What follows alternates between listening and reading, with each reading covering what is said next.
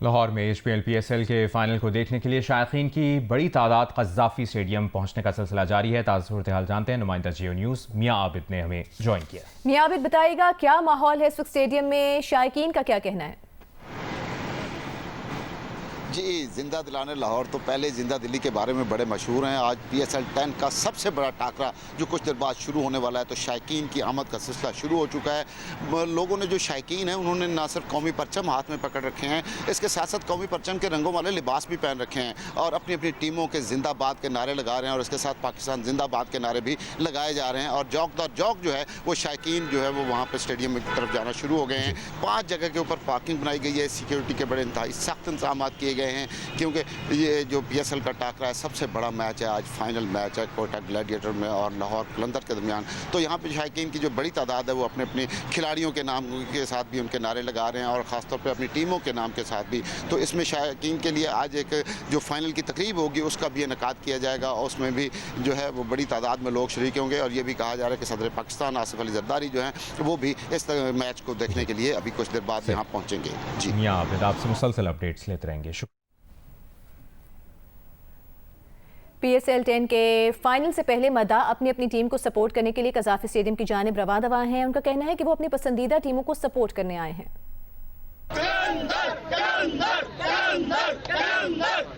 आज हम लाहौर कलंदर को सपोर्ट करने हैं। जिस तरह के लाहौर ने पेशावर को, इस्लामाबाद को और कराची को तीनों बड़े मैचों में हराया है और आज उम्मीद है कि आज लाहौर कलंदर इंशाल्लाह इसी तरह कोयटा को भी हराएगा। मैं तो कोटा ग्लेजियर नु कर रहा वा ते देखो मेरी कोटा ग्लेजियर आज जितेगी। ये करते रहे मुखालफत लाहौर कलंदर की, लेकिन अल्लाह ताला ने कलंदर को जितवाया है और आज भी मेरी तमाम एफर्ट, मेरी एनर्जी और मेरी चेयरिंग जो है वो लाहौर कलंदर के साथ है और साथ रहेगी। मैं PSL 1 से लेकर अब तक लाहौर कलंदर को सपोर्ट कर रहा था और आज मेरी नेक ख्वाहिशात भी उनके साथ है। लाहौर कलंदर को सपोर्ट करने के लिए आए हैं और इंशाल्लाह लाहौर कलंदर जीतेगा जी, इंशाल्लाह। लाहौर कलंदर जिंदाबाद, लाहौर कलंदर जिंदाबाद।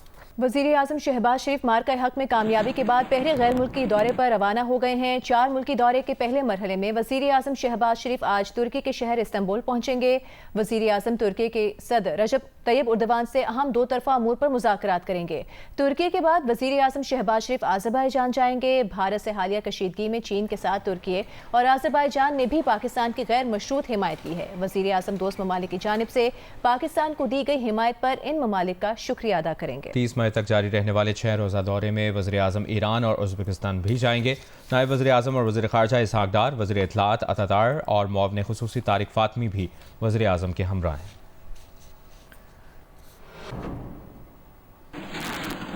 DGISPR लेफ्टिनेंट जनरल अहमद शरीफ चौधरी ने कहा है कि कौम ने भारत की ये गलत फहमी दूर कर दी कि कौम और फ़ौज में फासला है।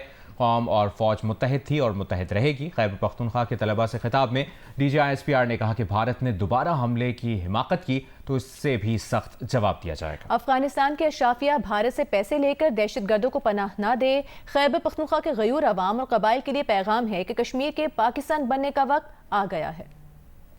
खुजदार में स्कूल बस पर दहशतगर्दों के हमले में जख्मी मजीद 2 तालिबात दम तोड़ गई हैं। खुजदार की 14 साला शीमा इब्राहिम और 15 साला मुस्कान की शहादत के बाद शहीद बच्चों की तादाद 8 हो गई है। 21 मई को खुजदार में स्कूल बस पर कार बम धमाके में शहीद अफराद की मजमूई तादाद 10 हो गई।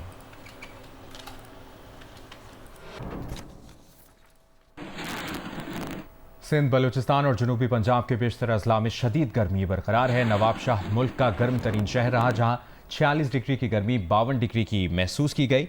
हैदराबाद में 46 डिग्री की गर्मी 51, तुरबत में 45 डिग्री की गर्मी 50, दादू और सिब्बी में 47 डिग्री की गर्मी 50, सखर में 46 डिग्री की गर्मी 48, रावलपिंडी और इस्लामाबाद में 40 डिग्री की गर्मी 43, बहावलपुर और बन्नू में 39 डिग्री की गर्मी 42, कराची में 36 डिग्री की गर्मी 43, फैसलाबाद में 36 डिग्री की गर्मी 40 और लाहौर में 36 डिग्री की गर्मी 38 डिग्री महसूस की गई। पंजाब के वस्ती इलाकों में गुज़िश्ता रोज आंधी और बारिश के बाद गर्मी की शिद्दत में कमी रिकॉर्ड की गई। महकमा मौसमियात ने आज इस्लामाबाद, खिता पोठवार, पंजाब, बालाई खैबर पख्तूनख्वा, बलूचिस्तान और कश्मीर में आंधी के साथ बारिश और कहीं कहीं जालाबारी की पेशगोई कर रखी है।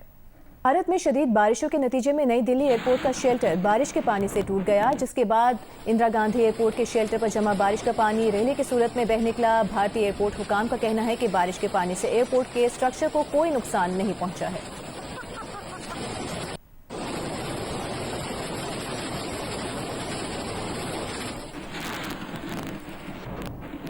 अभी आपको बताएंगे लाहौर के इलाके गाजियाबाद के मकान में गैस लीकेज के सबब धमाका हुआ है। अब से कुछ देर पहले धमाका हुआ है। मनाजिर आप जियो न्यूज़ की स्क्रीन पर देख सकते हैं। लाहौर के इलाके गाजियाबाद के मकान में गैस लीकेज के सबब धमाका हुआ है। इस धमाके से नुकसान कितना हुआ है इस बारे में भी हम बात करेंगे। लाहौर के इलाका गाजियाबाद है ये, जहां पर एक मकान में गैस लीकेज के सबब धमाका हुआ है। अब से कुछ देर पहले के मनाजिर आप इस वक्त स्क्रीन पर देख रहे हैं। लाहौर का इलाका है गाजियाबाद, जहां के मकान में गैस लीक होने के सबब ये धमाका हुआ है। गैस लीकेज के सबब इस धमाके की सीसीटीवी फुटेज इस वक्त आप जियो न्यूज़ की स्क्रीन पर देख रहे हैं। लाहौर के इलाके गाजियाबाद के मकान में मियां आबिद, नुमाइंदा जियो न्यूज़ हमारे साथ मौजूद हैं। मियां आबिद, ये कब का वाकया है और इस धमाके से नुकसान कितना हुआ, क्या पता चल सके? जी, ये 5 दिन पहले एक धमाका हुआ था, बड़ा पुरस्कार किस्म का, बुध का दिन था ये। तो सुबह सवेरे ये धमाका हुआ है घर में और पूरा घर जो है वो मुनहदम हो गया। तो ये डबल स्टोरी मकान था, मुनहदम हुआ। तो उसमें पुरस्कार इसलिए कहा जा रहा है कि उसमें ये समझ नहीं आ रही कि ये सिलेंडर फटने से इतना बड़ा धमाका कैसे हो गया। दूसरे जो कुछ लोगों ने, पुलिस वाले जो हमें सोर्सेज बता रहे हैं कि अंदर से सिलेंडर भी कोई नहीं मिला। तो उसमें 3 लोग जो थे वो जख्मी हुए थे। 2 दिन बाद जो एक बच्ची जी थी 2 साल की, उसकी वो जहाँ बाग हो गई और आज एक लड़का जो है वो जहाँ बाग हुआ है। तो इसमें हिलाकतों की तादाद जो है वो 2 हो गई है। ये ऐसा नामी नौजवान जो है ये अभी जेर इलाज है, जो तीसरा जख्मी था अस्पताल में है। तो इस तरह ये हिलाकतों की तादाद 2 हो गई है और ये अभी तक इस धमाके का मलबा भी जो है घर का नहीं उठाया जा सका, क्योंकि वो गली बड़ी तंग है, वहाँ पे पुलिस बड़ी गाड़ियां जो है, क्रेनें वगैरह नहीं जा सकती। तो उसके बाद जो है ये मलबा हटाया जाएगा तो तहकीकात मुकम्मल होंगी कि धमाका किस वजह से हुआ। और ये बुध का वाक़या है जो आप ये बता रहे हैं, हादसा 4 दिन पहले पेश आया था और हलाकतों से मुतालिक भी अपडेट सामने आ रही हैं। बहुत शुक्रिया आपका मियां आबिद, आपने अपडेट किया। लाहौर के इलाके गाजियाबाद के मकान में गैस लीक होने के सबब ये धमाका हुआ है। ये बुध के रोज़ ये वाक़या पेश आया है, जिसकी सीसीटीवी फुटेज इस वक्त आप जियो न्यूज़ की स्क्रीन पर देख रहे हैं। अभी आपको बताते हैं वज़ीर आज़म शहबाज शरीफ तुर्की के दारुल हुकूमत इस्तांबुल पहुंच चुके हैं। तुर्की के शहर इस्तांबुल पहुंच चुके हैं। वज़ीर आज़म शहबाज शरीफ मार्का हक में कामयाबी के बाद पहले गैर मुल्की दौरे पर रवाना हुए हैं। 4 मुल्की दौरा है वज़ीर आज़म का, जिसके पहले मरहले में वज़ीर आज़म शहबाज शरीफ तुर्की के शहर इस्तांबुल पहुंचे हैं और इस दौरे के दौरान वज़ीर आज़म तुर्की के सदर रजब तैयब एर्दोगान से अहम 2 तरफ़ा अमूर पर मुज़ाकरात करेंगे। मुख्तलिफ अमूर पर तबादला ख्याल होगा। वज़ीर आज़म शहबाज शरीफ तुर्की के शहर इस्तांबुल पहुंचे हैं, जहां पर उनका इस्तकबाल किया गया है। वज़ीर आज़म शहबाज शरीफ अपने इस दौरे के दौरान तुर्की के सदर रजब तैयब एर्दोगान से मुलाकात करेंगे। इस मुलाकात में अहम 2 तरफ़ा अमूर पर मुज़ाकरात किए जाएंगे, मुख्तलिफ अमूर पर तबादला ख्याल किया जाएगा। उसके बाद वज़ीर आज़म आज़रबाईजान भी जाएंगे।